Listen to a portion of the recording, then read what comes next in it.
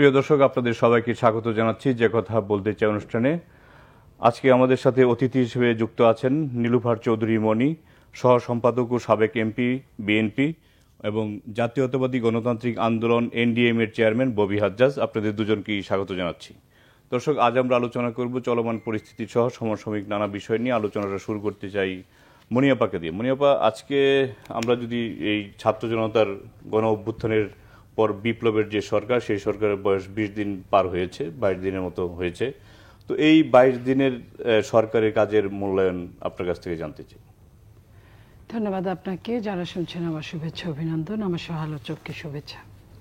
দেখেন, একটা সরকার 15 বছর থাকলো, শুধু ক্ষতি আর ক্ষতি, যেদিকে তাকায় অন্ধকার। সেদিকে হিসাব করলে 22 দিনের সরকার আসলে খুব কম সময়, ভীষণ কম সময়। তো এই ভীষণ কম সময়ে আসলে দেশটা তো যখন যতটা অরাজকতার মধ্যে পৌঁছে গিয়েছিল, আমি যদি জুলাই বলি, জুলাইয়ের যে অবস্থাটা, বা অনেকেই বলে না যে 36 জুলাই, তো জুলাইয়ের যদি এরকম বলি যেভাবে আসলো, তাতে আপনার 22 দিন খুব বেশি কোনো সময় না। তারা সেট হতেই যে সময়টা লাগছে তাদের। তবে যেটুকু এর মধ্যে আবার বন্যা আসলো, যেটুকুই করছেন তারা চেষ্টা করছেন, এই জায়গায় আমরা বলতে পারেন তুষ্ট। আমরা তাদের প্রতি মানে আমাদের কোনো দুঃখ নাই, তারা চেষ্টা করছে। এটার সাথে আরও বেশি ভালো হতো যদি তারা রাজনীতিবিদদেরকে সাথে নিয়ে কাজ করার জন্য, যদিও তারা বলছে এরকম যে জাতীয় সরকার একটা ওরকম চিন্তাভাবনা আছে, ওটা করে আমি জানি না যে এটা কেন তারা বা বলছে। কারণ আমরা, আমাদের দল, বাংলাদেশ জাতীয়তাবাদী দলের মহাসচিব বারবার বলেছেন যে আমরা রোড ম্যাপ চাই, কিভাবে কবে নির্বাচন দিবেন। যেহেতু একটা গণতান্ত্রিক দেশ, নির্বাচনমুখী একটা সরকার হওয়াটাই সবচেয়ে বেটার। রাজনীতিবিদদের হাতে রাজনীতি যাওয়াই বাঞ্ছনীয়। তারপরেও যেহেতু রাজনীতিবিদদের, আগের রাজনীতিবিদ যারা তথাকথিত রাজনীতিবিদ, যারা রাজনীতির নাম দিয়ে দেশটাকে অচল করে দিয়েছে, ফ্যাসিস্টে পরিণত করেছে, একদম দানবে পরিণত করেছে, তাদের কথা মনে হলে তখন রাজনীতিবিদদের যে কিছু প্রশিক্ষণ, সেটারও দরকার আছে। আর আমরা প্রশিক্ষণের মধ্যেই আছি, আর 17 বছর আন্দোলনে আছি। এই যে আপনি যে 22 দিনের সরকার বলছেন, 22 দিনের সরকারের সঙ্গে আপনি যদি ধরেন যে আন্দোলনটা, অনেকেই মনে করে যে এটা তো 1 মাসের আন্দোলন, 15 দিনের আন্দোলন, 1.5 মাসের আন্দোলন। 1.5 মাসে কোনো স্বৈরাচারকে হটানো যায় না। এই আন্দোলনটা লম্বা, অনেক বড় আন্দোলনের ইতিহাস।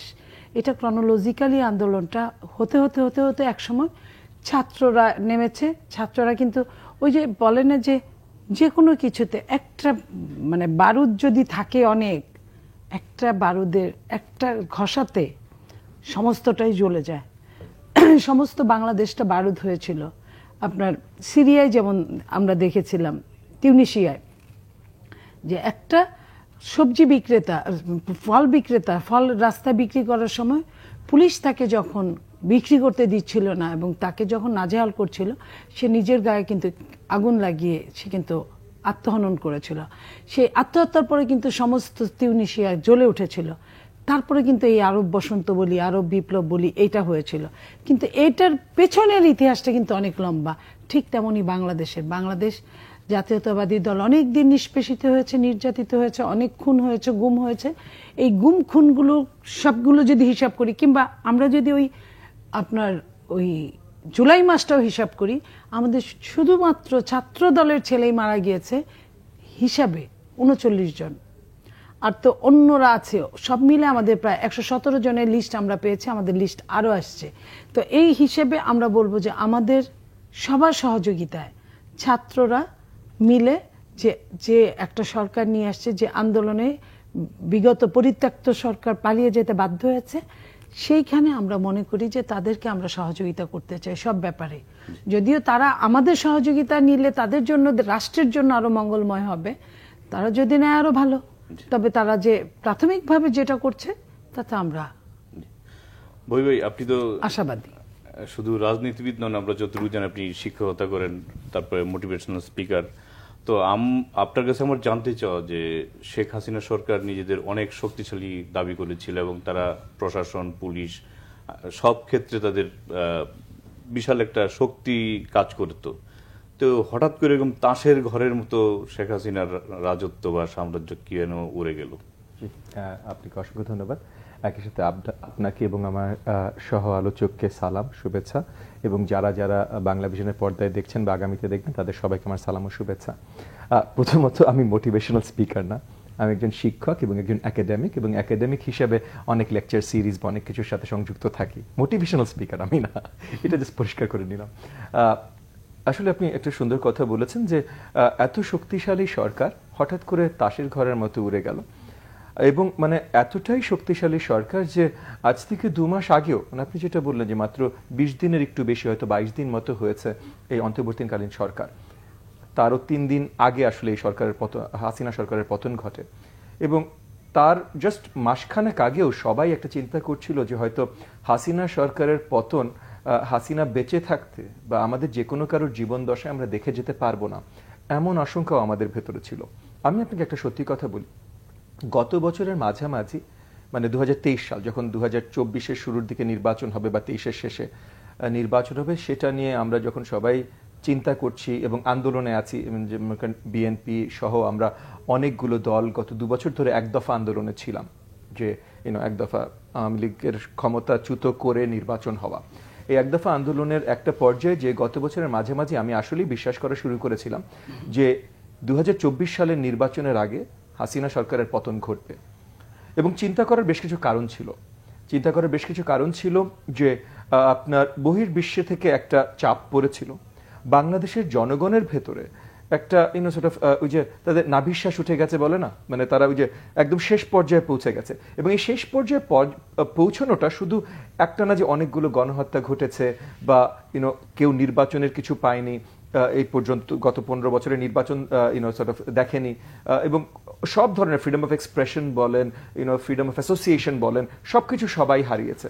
এই সব কিছু থাকা সত্ত্বেও সরকার পড়েনি, কিন্তু গত বছর আমি চিন্তা করছিলাম সরকার পড়বে, কারণ সরকার যে জিনিসটা খুব লাকি ছিল 15 বছর, মানে খুবই সৌভাগ্যবান ছিল বা সৌভাগ্যবতী ছিল শেখ হাসিনা গত 15 বছর, যে আমাদের দেশের অর্থনীতি তাদের অনেক লুটপাটের পরও শক্ত অবস্থায় ছিল। গত বছর যে মানে কোভিডের একটা ধাক্কা, এবং তারপর যে গত বছর এই যে প্রি নির্বাচন একটা স্পেশাল লুটপাট শুরু হয়, এখন এগুলো আরো সব পরিষ্কার হচ্ছে, সবাই দেখতে পাচ্ছে।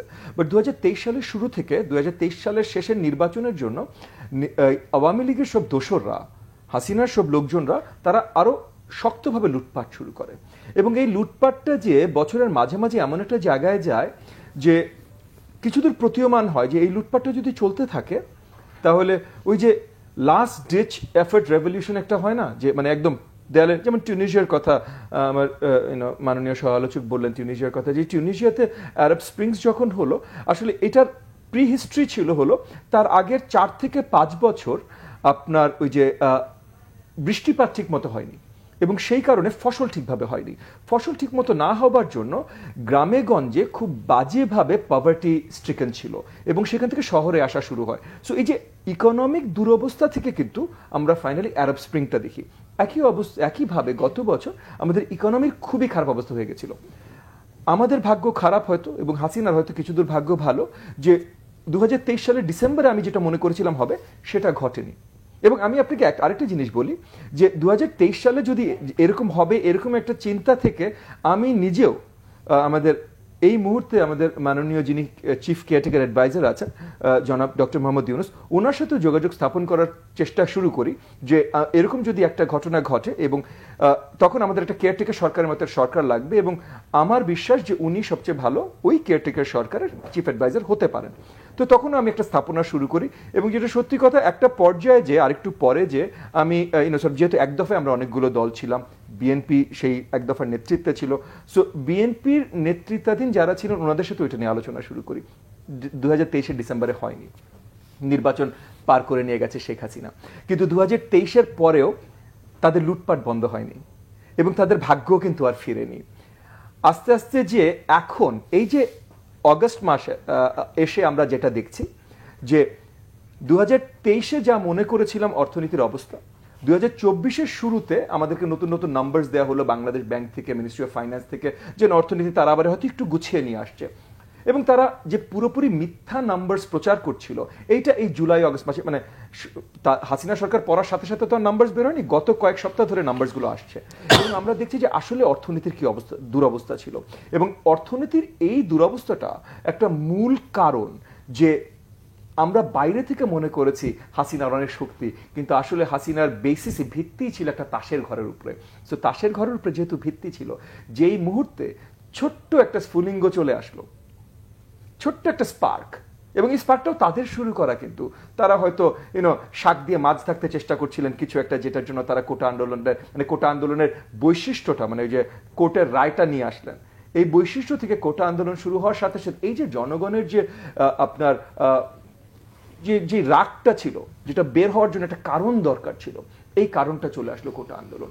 এবং তরুণরা যখন নামলো, তখন তরুণদের সাথে আসলে একদম ডে ওয়ান থেকে কিন্তু মানে পুরো বাংলাদেশ নেমে গেছিল। আমি কেন এই জিনিসটা বলছি, যে আজকেও মানে আপনি যদি এই মুহূর্তেও ঢাকা শহরের বা বাংলাদেশের কোনো হাসপাতালে যান, যেখানে এই যে গত 2 মাসের আন্দোলনের যারা আহত তারা আছেন, এবং আপনি যদি একটা পরিসংখ্যান নেন, দেখবেন যে মেজরিটি বাই ফার, মানে 60-70-80% ছাত্র, বা মানে ছাত্র না, তারা নন ছাত্র, তারা তরুণ হতে পারেন, এলাকাবাসী হতে পারেন, মানে তার মানে এখানে একটা পরিচয় আসছে যে মানে আসলে সবাই নেমে গেছিল, শুধু ছাত্র না।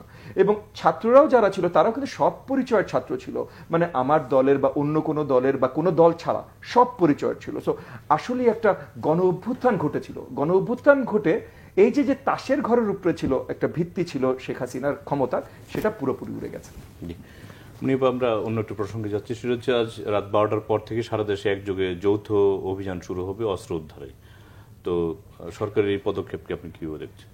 আমি সাধুবাদ জানাচ্ছি। এক কথায় বলবো যে এটার দরকার আছে, কারণ আমাদের পুলিশের মধ্যে যে অস্ত্রগুলো হারানো গিয়েছে, এবং অনেক পুলিশ এখনো জয়েন করে নাই, যারা জয়েন করেছে তাদের কিছু অস্ত্র উদ্ধার হয়েছে, কিন্তু সব অস্ত্রগুলো উদ্ধার হয় নাই। এই অস্ত্র যদি সাধারণ মানুষের হাতে থাকে, অনেক কিছু ঘটে যেতে পারে। এবং এখনো কিন্তু ষড়যন্ত্রের ডালপালা এত বিস্তার লাভ করা যে এখনো কিন্তু ওগুলো শেষ করা যায় না, ষড়যন্ত্র একটার পর একটা বের হচ্ছে। সো আমরা ষড়যন্ত্রগুলোকে মোকাবেলা করার জন্য বদ্ধপরিকর, এবং সেই বদ্ধপরিকর থেকে এই অস্ত্রগুলো যদি আপনার অপোজিশনদের কাছে থাকে, ষড়যন্ত্রকারীদের কাছে থাকে, হাতে থাকে, আপনি জানেন যে একটা ফ্যাসিস্ট একটানা 15 বছর জব দিয়েছে, তারা কিন্তু প্রত্যেকটা জিনিসে, আমি এইখানে তাদেরকে, এইখানে আপনার মাধ্যমে যারা সারা বাংলাদেশে দেখছেন, আমি তাদের বলছি আপনার মাধ্যমে যে ওদের একটা জিনিস ভালো ছিল, প্রত্যেকটা ডেট আসার আগে আপনি খেয়াল করেন, স্থানীয় সরকার নির্বাচন ডেটের আসার সাথে সাথে তারা নির্বাচন করতে পেরেছে।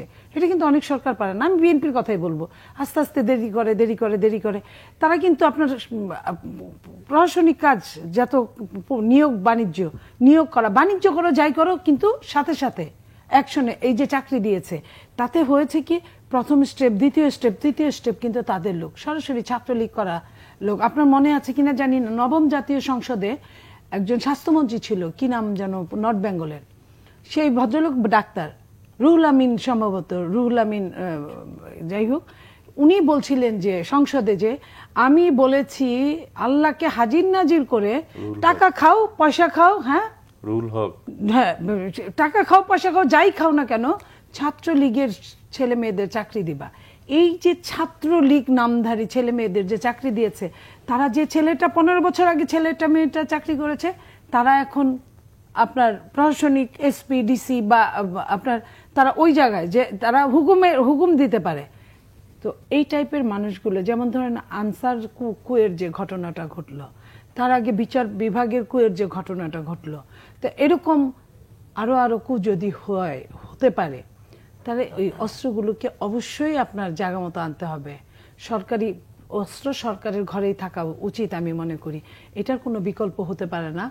এবং পাশাপাশি আমি বলবো যে যারা, একটা সরকার একা একা এত খারাপ হতে পারে না, দূষররা কিন্তু প্রত্যেকে ঠিক জায়গায় আছে, প্রত্যেকটা দূষর আছে। আমি আজকে এই যে উঠতে উঠতে আপনার লিফটে একজন দেখালো, যে আমি নাম বলতেও চাই না, মোবাইলে দেখালো, আজকাল তো সোশ্যাল মিডিয়ায় ভীষণ শার্প, দেখালো যে আপনার যিনি মন্ত্রণালয়ের আগে পিএস ছিল মন্ত্রীর, সেই এখন একই জায়গায় সে উপদেষ্টার পিএস হয়েছে। তো এটা ইন দ্য মিন টাইম সবাই জেনে ফেলেছে। তাহলে আমার লাভটা কি? ওরা কি ওদের মতো করেই প্রভাবিত করবে? তো ওদের মতো করে যদি ওই আপনার প্রেতাত্মাটাই যদি থেকে যায়, তাহলে কিন্তু আপনার আমরা সারাদিন খালি ওই যে বাঁশের অঙ্কের মতো বানরের অঙ্ক কষবো, যে 3 পা আগাবো তো 4 পা পিছাবো, তাহলে তো আমরা অ্যাডভান্স হতে পারবো না। অ্যাডভান্স হওয়ার জন্য কিছু যুগান্তকারী ব্যবস্থা নিতে হবে। সেটা এই সরকার নিক বা এই সরকার সহযোগিতা চাক রাজনীতিবিদদের, সব দলকে নিয়ে, আমার মনে হয় যে এটা ভালো হয়। কারণ বাংলাদেশের প্রত্যেকটা সেক্টরে একে চরম দুর্নীতিগ্রস্ত করে রেখে গেছে, 2 একদম খোকসা করে গেছে, কোনো টাকা পয়সা নাই, কোথাও নাই। 3 নাম্বার হলো এই টাইপের, আজকাল ব্যাংকে কারো টাকা থাকে না, যাদেরকেই ধরা হচ্ছে তাদেরই বাড়িতে ব্যাংক পাওয়া যাচ্ছে, ব্যাংক ভর্তি ভর্তি, বাড়ি ভর্তি ভর্তি টাকা, ডলার, ইউরো, এইসব। সো দ্যাট এদেরকে কেন চোখে দেখা যাচ্ছে না, এই সরকারের দৃষ্টি কেন পড়ছে না ওইভাবে, এটাই আমি বলছি। মনিয়াপা বলছিলেন যে এই গত 15 বছরের সরকারের বিভিন্ন স্তরে আপনার দলীয়করণের কারণে আপনার দলের ক্যাডাররা ঢুকেছে বিভিন্ন প্রশাসনের বিভিন্ন স্তরে। তো এখন তো একটা অন্তর্বর্তীকালীন সরকার চলছে, সরকার বিভিন্ন ধরনের সংস্কার চাচ্ছে, রাষ্ট্রটা যাতে খুব সুন্দর করে চলে এবং আগামী প্রজন্ম যে স্বপ্ন নিয়ে এই বিপ্লব হয়েছে সেই বিপ্লবের ফসলটা যাতে তারা ঠিকমতো ঘরে নিতে পারে। তো এই যারা গত স্বৈরাচারের দূষর ছিল তাদেরকে প্রশাসনে, এবং এখন মনিয়াপা যেটা বললেন যে নতুন নতুন পদায়ন করা হচ্ছে, ভালো ভালো প্রমোশন দেওয়া হচ্ছে, এটা আসলে সরকারের কাজের গতি আসলে কতটা বাড়াবে বা কতটা শুভকর বিষয়? আপনাকে অসংখ্য ধন্যবাদ। আসলে এটা অনেক বড় একটা বৃহত্তর একটা প্রবলেম, এবং এখানে মানে বেশ কিছু প্রবলেম আছে। 15.5 বছর ধরে হাসিনার সরকার প্রত্যেকটা জায়গায় শুধু নিয়োগ দেয়নি তাদের লোকজন, এবং আমি এটাও বলবো যে শুধু মানে আওয়ামী লীগ দলীয় লোকজন না, বেশিরভাগ স্পেশালি গুরুত্বপূর্ণ বা সেন্সিটিভ জায়গাগুলোতে খোদ হাসিনার লোকজনকে নিয়োগ দেওয়া হয়েছে। এবং একই সাথে গুরুত্বপূর্ণ দায়িত্বগুলোতে তার যে শেখ হাসিনাকে লয়্যালটি দেখিয়েছে তাদেরকে গুরুত্বপূর্ণ দায়িত্বগুলোতে দেয়া হয়েছে। এবং এখন আমরা অনেক কিছু দেখছি যে তাদের অনেকে মুক্তিযোদ্ধা কোটায় আসছে, আসলে তাদের পরিবারে মুক্তিযোদ্ধা ছিল না, তাদের অনেকে মিথ্যা তথ্য দিয়ে এই চাকরি নিয়োগগুলো পেয়েছে এবং সবচেয়ে উচ্চ পদে গেছে, মানে sort of senior secretary level পর্যন্ত গেছে বা আইজি লেভেল পর্যন্ত গেছে। তো এই জায়গাগুলোতে 15.5 বছর ধরে করেছে। এখন আপনি চিন্তা করেন আমাদের দেশের সিভিল ব্যুরোক্রেসির পরিমাণ, মানে দ্য সাইজ কয়েক লক্ষ। আপনি পুলিশ ফোর্স বলেন, এগেন কয়েক লক্ষ, মানে আপনি যেখানেই যান আমরা হান্ড্রেডস অফ থাউজেন্ড, মানে লক্ষাধিক আপনার অফিসার্সদের কথা বলছি। তো এইখানে এই লক্ষাধিকের মিনিমাম 30 থেকে 40% মিনিমাম গত 15.5 বছরে নিয়োগ পেয়েছে এবং ইম্পর্টেন্ট বা গুরুত্বপূর্ণ দায়িত্বগুলো পেয়েছে। তো এই যে গুরুত্বপূর্ণ দায়িত্বর জায়গায় বা জাস্ট নাম্বারসেও যদি বলেন 30 থেকে 40%, এটা রাতারাতি চেঞ্জ করা অসম্ভব, মানে অসম্ভব, এটা সম্ভবই না। এখন গুরুত্বপূর্ণ জায়গাগুলো শত শত বা হাজারে হাজারে আছে। এই গুরুত্বপূর্ণ জায়গাগুলো গুরুত্বপূর্ণ কারণ অনেক অভিজ্ঞতা ছাড়া এখানে কাউকে বসানো যায় না, এবং এই অনেক অভিজ্ঞতাপূর্ণ ব্যক্তিরা, মানে এখন আমরা দলীয়করণ ছাড়া এত অভিজ্ঞতাপূর্ণ ব্যক্তি পাবোই যারা 15.5 বছর আগে হয়তো বা এরকম 10-12 বছর আগে রিটায়ার করে গেছে, তাছাড়া আমরা পাবো না। সো তারা ওই বয়সে করতে পারে কিনা। সো এখন যেটা আসলে এই অন্তর্বর্তীকালীন সরকারের দ্বারা এটা ফুললি কন্ট্রোল করা খুব মুশকিল। তবে কিছু মেজার্স যে যারা নিচ্ছেন না এটাও না, তারা নিচ্ছেন। আবার এডিশনাল কিছু মেজার্স যে যারা নিতে পারেন না তাও না, তারা রিটায়ার্ড অনেক অফিসারদেরকে চুক্তিভিত্তিক তারা নিয়োগ করতে পারেন। এবং কারেন্ট অনেক অফিসার স্পেশালি যারা পরিষ্কার এই হাসিনা সরকারের দোষর ছিল, মানে অনেক বড় বড় সেক্রেটারি, মানে গতকাল আমরা দেখলাম একটা খুব গুরুত্বপূর্ণ মন্ত্রণালয়ের একজন সেক্রেটারিকে ফাইনালি তাকে বের করা হলো, মানে 20-22 দিন পর, যার লেখা, মানে যার সিগনেচারে পুরো দেশ বিদেশে চিঠি গেছে এই ছাত্র জনতার আন্দোলন সম্বন্ধে নেগেটিভ রিমার্কস এবং আরো অনেক কিছু, বা এই যে আমরা যারা এক দফায় ছিলাম আমাদেরকে টেররিস্ট আখ্যায়িত করে দেশ বিদেশে যার স্বাক্ষরিত চিঠি গেছে, তারাও প্রথম 20 দিন এই সরকারের সাথে ছিল। এখন এই সরকারের একটা অন্তর্বর্তীকালীন সরকার, তাদের অনেক ধরনের দুর্বলতা আছে। আমরা এই দুর্বলতাগুলো বুঝে নিয়ে তাদের হাতে দেশ কিছুদিনের জন্য হলেও সঁপে দিয়েছি, যেন তারা আমাদেরকে সঠিক একটা পথে কিছু দূর নিয়ে আসতে পারেন, যেটার মাধ্যমে আমরা জনগণের ম্যান্ডেটের, মানে জনগণের নির্বাচিত একটা সরকার পেতে পারি। তো এই সময়টাতে তাদের আমরা যতখানি সহযোগিতা করতে পারি আমাদের আসলে মানে একদম ফুল রেসপন্সিবিলিটি, পুরো দায়িত্ব আমাদের, পরম দায়িত্ব তাদেরকে যতখানি সহযোগিতা করতে পারি। তো এই জায়গাটায় আমরাও সহযোগিতা ততটাই করতে পারবো ওনারা যতটা সহযোগিতা চাইবেন, আমরা জোর করে সহযোগিতা করতে পারবো না। সো এই যে চুক্তিভিত্তিক নিয়োগ দেবার জন্য কাদেরকে দিতে পারেন, তাদেরকে কোথায় পেতে পারেন, এই জিনিসগুলো কিন্তু আমরা সম্মিলিতভাবে এই যে জাতীয় পর্যায়ে যদি, কারণ আমাদের আন্দোলনটা যেহেতু ছিল একটা জাতীয় পর্যায়ের আন্দোলন, মানে পুরো গণ আন্দোলন, তাহলে এই অন্তর্বর্তীকালীন সরকার যদি জাতীয় পর্যায়ে আমাদের সবার কাছেই সহযোগিতা ডিমান্ড করেন, তাহলে আমরাও কিন্তু বাধ্য থাকবো ওনাদেরকে এই সহযোগিতাগুলো দিতে। এবং আমরাও জানি যে সবকিছু পরিষ্কার করা সম্ভব না, তবে গুরুত্বপূর্ণ জায়গাগুলো, ইম্পর্টেন্ট সেক্রেটারিজ, ইম্পর্টেন্ট সেক্রেটারিয়েটস, পুলিশের গুরুত্বপূর্ণ দায়িত্ব, অনেক আপনার এজেন্সিজ আছে যেগুলো গুরুত্বপূর্ণ দায়িত্ব, এগুলো খুব তাড়াতাড়ি চেঞ্জ করাটা অত্যন্ত প্রয়োজন। এবং সেইটাতে আমাদের সহযোগিতা যদি ওনারা নিতে চান, তাহলে অবভিয়াসলি আমরা খুশি খুশি এগিয়ে যাবো সহযোগিতা দিতে। আমরা একটা বিরতি নিয়ে আসি। প্রিয় দর্শক, নিচ্ছি ছোট্ট একটি বিরতি, সঙ্গেই থাকুন, ফিরছি কিছুক্ষণ পর।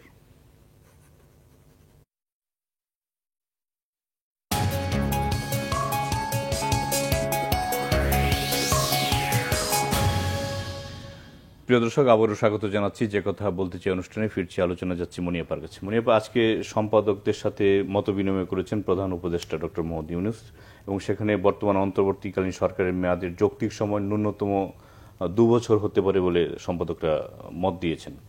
তো এ ব্যাপারে আপনাদের মতামত কি?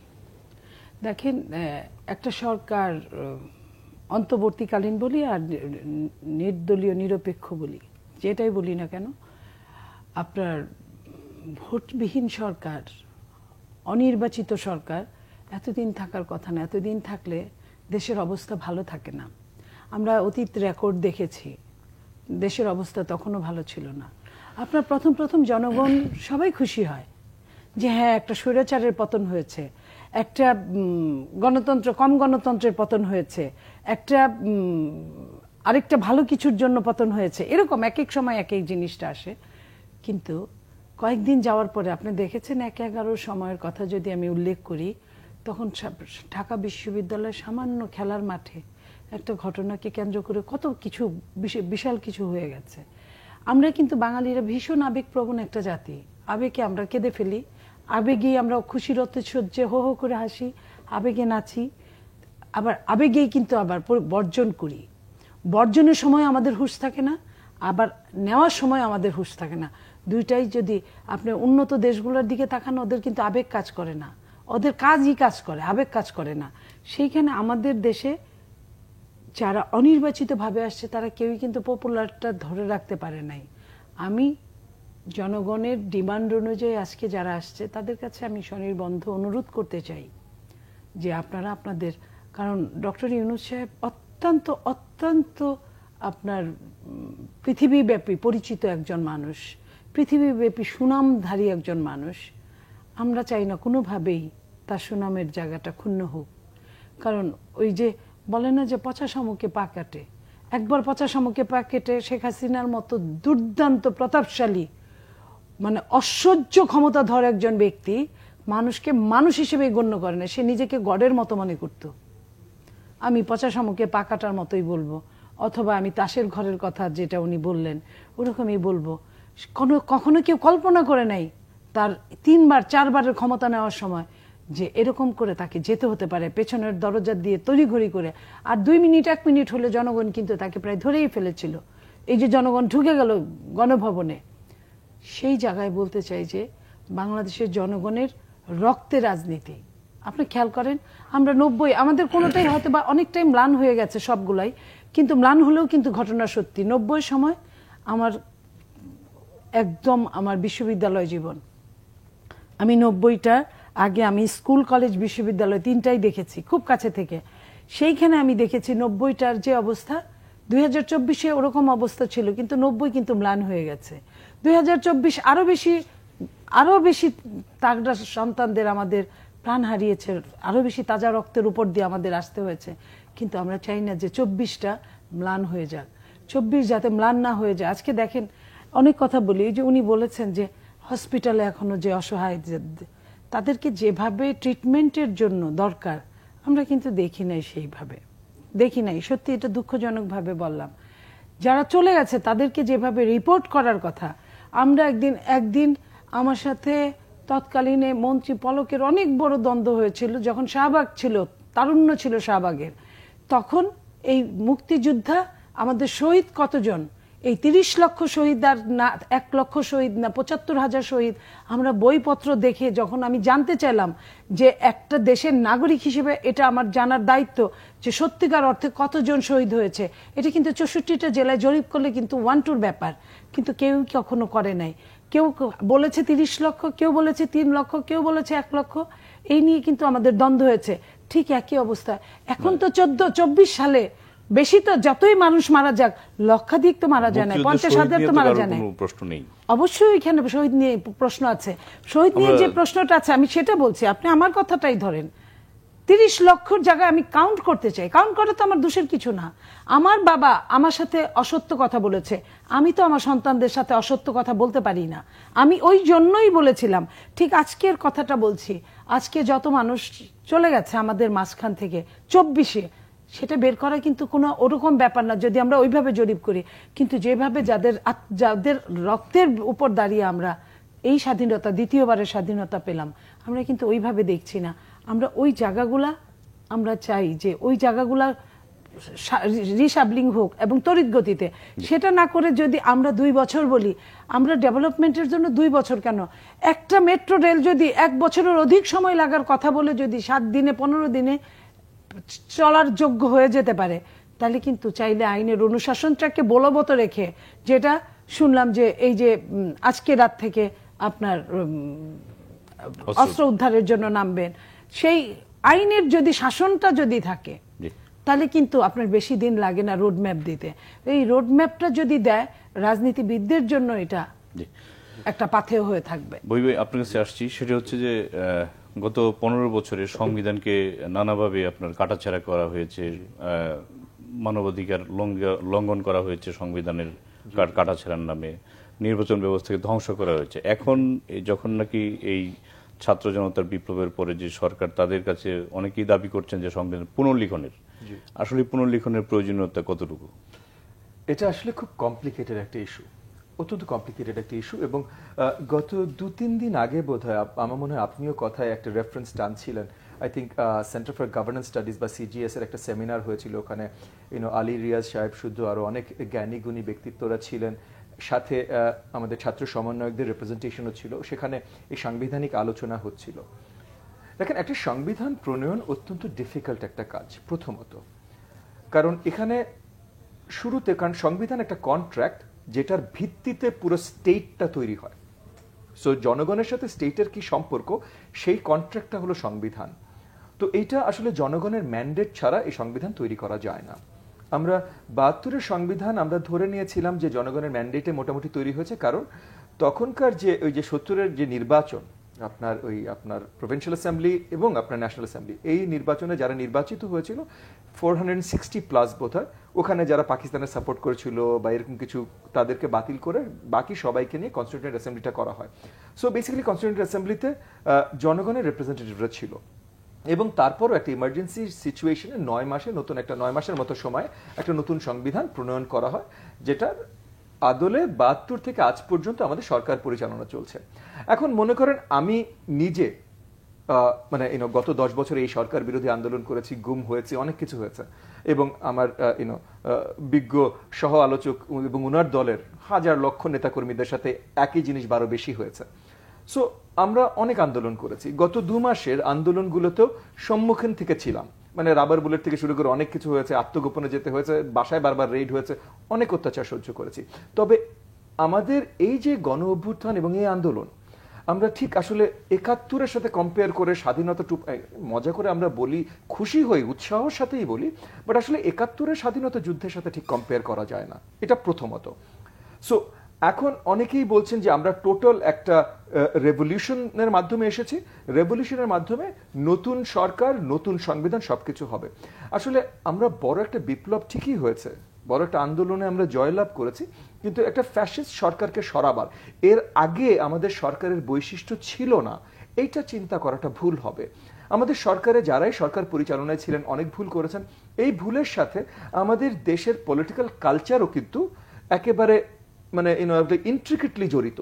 সো আপনি হঠাৎ করে একটা কাগজ বদলে কালচার না বদলালে তেমন কিছুই হবে না।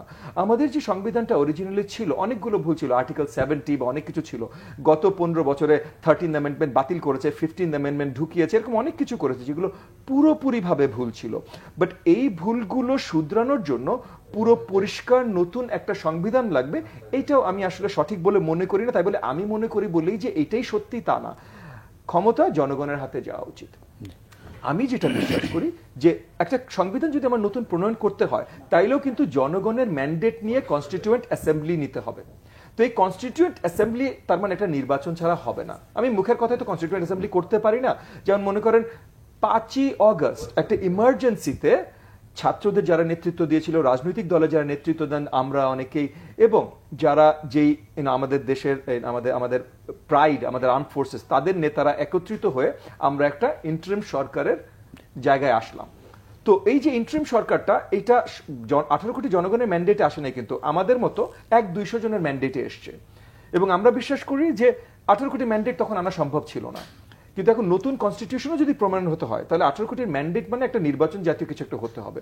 তো নির্বাচন জাতীয় যদি হতেই হয়, এবং আমাদের স্টেট যদি এর আগে কার্যকরী ছিল, গত 15.5 বছর বাদ দেন, স্টেটের বয়স তো 53 বছর, কার্যকরী ছিল, তাহলে নির্বাচনের মাধ্যমে এসে, এবং এই নির্বাচনের আগে দরকার হলে আমরা কিছু এই যে যারা এই আন্দোলনে ছিল সবার মতামত নিয়ে আমরা জাতীয় পর্যায়ে সব রাজনৈতিক দল একসাথে বসে একটা আন্ডারস্ট্যান্ডিং আসতে পারি যে যেই নির্বাচনে জিতো কনস্টিটিউশনে এই চেঞ্জেসগুলো আনতে হবে, এই আর্টিকেল বাদ দিতে হবে, এইটা চেঞ্জ করতে হবে। যেমন মনে করেন আমরা চাই যে কেউ যেন একনায়কতন্ত্রে ফেরত আসতে না পারে। তো একনায়কতন্ত্রে ফেরত আসতে যদি না পারে তাহলে আমাদের রাষ্ট্রপতির ক্ষমতা অনেক বেশি বাড়াতে হবে। আমরা তো এমনও করতে পারি যে আজকে যাকে সম্মান জানিয়ে আমরা সবাই চুজ করেছি প্রধান উপদেষ্টা হিসেবে, রাষ্ট্রপতির ক্ষমতা বাড়িয়ে আমরা প্রথম রাষ্ট্রপতি হিসাবে এই নতুন সরকারের উনাকে দাওয়াত দিয়ে নিয়ে এসে বাকি পার্লামেন্ট ফর্ম করে ওই যেইটা আমরা সবাই মিলে প্রমিস করেছি কনস্টিটিউশন, নতুন কনস্টিটিউশন জনগণকে দিব, সেইটা নতুনভাবে পার্লামেন্টে পাশ করে এই নতুন প্রেসিডেন্টের স্বাক্ষর দিয়ে আমরা নতুন যাত্রা শুরু করতে পারি। সো করতে আমরা অনেক কিছু পারি। জি, মুনিব, আপনার কাছে যাচ্ছি, সেটা হচ্ছে যে আপনি নিশ্চয়ই দেখেছেন যে আশুলিয়াতে যে গণহত্যা হয়েছে এবং সেখানে লাশ পোড়ানো হয়েছে। তো আমরা দেখতে পাচ্ছি যে এইসব গণহত্যার অভিযোগে আওয়ামী লীগের বিভিন্ন নেতাদেরকে গ্রেফতার করা হচ্ছে, পুলিশও সেখানে রয়েছে। তো এখনো অনেক রাঘব বোয়াল ধরাছোঁয়ার বাইরে। তো এই শাস্তি নিশ্চিত করার জন্য সরকারের কি পদক্ষেপ নেওয়া উচিত, সংক্ষেপে বলবেন? যেটা সবচেয়ে আগে জরুরি ছিল আইনের অনুশাসন। আমি বারবার করে এই কথাটা সব জায়গায় বলি, আপনার এখানেও বলেছি এর আগেও। তো এই আইনের অনুশাসন বলবৎ হলে কিন্তু আর কিছুই লাগে না। যারা পুড়িয়েছে, যেভাবে পুড়িয়েছে, এটা কিন্তু ভিডিওতে দেখেছি, কতটা প্রতিহিংসা পরায়ণ হলে, কতটা নিষ্ঠুর হলে এই ধরনের কাজ করতে পারে। এবং আমরা আরো আপনার বদ্ধভূমির কবরস্থানে আমরা 78টা কবরের কথা শুনেছি, যেখানে 2-3 করে ঢুকানো হয়েছে একটা গর্তের মধ্যে। এই যে বৃষ্টি হচ্ছে, আমি শুনলাম যে এই ডিএনএ টেস্টগুলো বৃষ্টিতে সমস্যা হয়। এই যে বৃষ্টি হচ্ছে, চাইলেই কিন্তু তারা, যে কথাটা আপনাকে একটু আগেই বললাম, যে যারা মারা গিয়েছে, কতজন নিখোঁজ হয়েছে, এই খবরগুলো নিলে কিন্তু এই জিনিসটা ত্বরান্বিত হতে পারে, এবং এখনো ত্বরান্বিত হতে পারে যদি বাংলাদেশে এই ঘোষণাটা দেওয়া হয় যে কার কার কাছে ভিডিও ফুটেজগুলো আছে। আপনাদের কাছে আছে, তখন হয়তো আপনার নেট ছিল না, ফুটেজগুলো দিতে পারে না, কিন্তু ভিডিও ফুটেজ অনেক লোকের কাছে অনেকভাবে আছে। সেগুলো দেখে যদি আমরা এই কাজগুলো করতে হয় করে, তাহলে কিন্তু আমি মনে করি এর বিকল্প হতে পারে না। আমি একটা জিনিস আপনাকে বলি, যে এইটুকু আমি এই লাইনটা শেষ করি, যে অনেক সময় এখন বলা হয় যে এই যে রাষ্ট্র মেরামতের রূপরেখা তারা দিবে। আমি বাংলাদেশ জাতীয়তাবাদী দলের একজন কর্মী। বাংলাদেশ জাতীয়তাবাদী দল 31 দফা একটা দফা দিয়েছে, সেইখানে আপনার রাষ্ট্র মেরামতের জন্য এটা কিন্তু পয়েন্টটা 13 জুলাই 2023 সালে এটা আপনাদের নিয়েই কিন্তু এটা ঘোষিত হয়েছিল। এবং আজকে যে ধরনের কথাগুলো আসছে যে একজন প্রধানমন্ত্রী 2 বারের বেশি থাকতে পারবে না, বা এরকম অনেক উচ্চকক্ষ নিম্নকক্ষ, এই যে রূপরেখাগুলো কিন্তু এই কাঠামো মেরামতটা কিন্তু বিএনপি বলেছে অনেক আগে, রেইনবো নেশনটা যেটা। তো এই রেইনবো নেশন বিএনপি বলেছে, তো এই সেম কথাটাই এখন আসছে। এটা ভালো কথা, কিন্তু যেটা নিয়ে কাজ করছে তাকেও ক্রেডিটটা দিতে হবে। বইও আপনার কাছে যাচ্ছি, আপনাকে দিয়ে শেষ করতে চাই, সেটা হচ্ছে আজকে রূপপুর পারমাণবিক বিদ্যুৎ কেন্দ্রের অনিয়ম নিয়ে আপনি একটি রিট করেছেন। তো রিটে আসলে কি বলা হয়েছে? বেসিক্যালি আমরা যেটা চেয়েছি যে দেখেন গত 15.5 বছরে যেইভাবে এই দেশে ফাইন্যান্সিয়াল ক্রাইমস হয়েছে, মানে দেখেন শেখ হাসিনার সরকারের আমলে অনেকগুলো গণহত্যা ঘটেছে। হ্যাভিং সেড দ্যাট, ফাইন্যান্সিয়াল ক্রাইমসের মাধ্যমে যেভাবে দেশের অর্থনীতিকে ভঙ্গুর করে দিয়েছে, সেটা যে কোনো একটা গণহত্যার থেকে কিন্তু আরো বেশি বড় গণহত্যা। মানে কারণ পুরো 18 কোটি জনগণের জীবন আপনি মুশকিল করে দিয়েছেন। এর ভিতরে দুর্ভিক্ষ নিয়ে আসতে পারেন, অনেক কিছু নিয়ে আসতে পারেন, এবং তাদের লুটতরাজের মাধ্যমে গত বছর শেখ হাসিনাই বলেছিল কিন্তু যে 2024-এর মার্চ মাসের মধ্যে দুর্ভিক্ষ আসতে পারে। সো এই যে লক্ষ লক্ষ কোটি টাকার দুর্বৃত্তায়ন এবং এই যে এই মানি এমবেজলমেন্ট, এটার মধ্যে সবচেয়ে বড় প্রজেক্ট আমরা বারবার করে যেটা দেখেছি হলো রূপপুর পারমাণবিক বিদ্যুৎ কেন্দ্র। এবং এখানে বড় করে প্রশ্ন উঠেছে যে $500 কোটি, মানে অলমোস্ট 60,000 কোটি টাকা, এত বড় একটা অঙ্ক শেখ হাসিনা এবং তার পরিবারের অংশীদাররা বাংলাদেশ থেকে এমবেজল করেছে এই প্রজেক্ট থেকে। কারণ এই প্রজেক্টের দাম বাংলাদেশ সরকার পোহাতে হচ্ছে অলমোস্ট $13 বিলিয়ন। একই ধরনের প্রজেক্ট জাস্ট ভারতে, আমাদের থেকে বেশি দূরে না, হ্যাঁ, ওখানে হয়েছে $6 বিলিয়ন, $6.5 বিলিয়ন ভেতরে। সো এই যে 5 বিলিয়ন মানে 60,000 কোটি টাকা শেখ হাসিনা ওনার পুত্র সজীব ওয়াজেদ জয় মালয়েশিয়ান ব্যাংকসের মাধ্যমে, যেখানে হয়তো সহযোগিতা করেছেন ওনার ভাগ্নি যিনি এখন যুক্তরাজ্যে এমপি আছেন, টিউলিপ সিদ্দিক, ইনারা যোগসাযোগে এত বড় একটা সংখ্যা ওনারা বাংলাদেশ থেকে ইমবেজল করেছেন। এখন খবরে এগুলো এসছে, হয়তো 5,000 কোটি করেননি, হয়তো 2,000 কোটি করেছেন, কিন্তু 2,000 কোটিও মুখের কথা না, এটা দিয়ে পদ্মা ব্রিজ অলমোস্ট হয়ে যাবে। তো এই যে এই এমবেজলটা, এইটা নিয়ে এখনো আমাদের দেশে সঠিক তদন্তও শুরু হয়নি। সেইটার জন্য আমরা প্রথমে দুদকের কাছে আমরা প্রেয়ার জানাই যে তারা এই তদন্ত যেন শুরু করেন। এটা অনেকদিন দুদক আমাদের প্রেয়ারের কোনো আনসার না দেয়াতে আমরা হাইকোর্টে গেছি। জি, আপনাদের দুজনকে ধন্যবাদ জানাচ্ছি আলোচনা অংশগ্রহণের জন্য। আমরা শেষ প্রান্তে, প্রিয় দর্শক, আজ এ পর্যন্তই। কাল দেখা হবে একই সময়। ভালো থাকবেন, সুস্থ থাকবেন, সেই প্রত্যাশায় আজকের মতো এখানেই বিদায় চাইছি। সঙ্গে থাকার জন্য ধন্যবাদ সবাইকে।